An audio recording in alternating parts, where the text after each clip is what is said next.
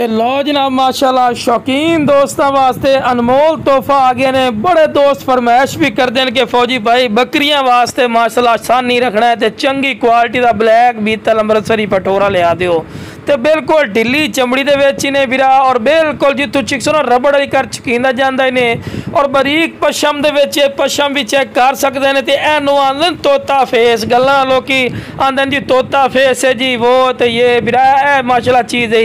कन्ना दी चौड़ाई और लंबाई भी वेख सकते बिल्कुल कच्चा खीरा माशाल्लाह देते वेल वेख वीरा कमाल दी वेल है माशाल्लाह 35 इंच ऊंचाई दे विच ही ने ते टोर वेखो माशाल्लाह नखरे वाली टोर और खूबसूरत चीज़ एनू आंदे नस्ल और क्वालिटी वीरा किसी फार्मर या किसी अयाली को लगा जाए ना तो नाल दे बच्चे का घटो घट तेरे को रेट 2.5-3 लाख रुपया डिमांड कर सकते। कोई आखे ना कि फौजी भाई ना रेट नहीं नहीं भाई तू फार्म किसी पे जाके पता कर इस नस्ल का तेन पता लग सी की रेट है।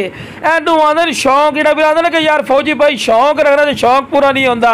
लो वीरा ए शौक ही ने नस्ल ही ने क्वालिटी ने कोई ऐसा पॉइंट नहीं जो घट हो हर पॉइंट जबरदस्त है। वेखो जी वाइट अख दे ने मोटे हड पैरों के ने वेल कमाल दी और दुम बिल्कुल तीर वाली कर सीधी कन्ना दे लापर जबरदस्त वीरा एनू आते नस्ल। वेखो जी लख रुपये ब्रीड है इंशाल्लाह असीं तुहानूं 1000 रुपये देवांगे।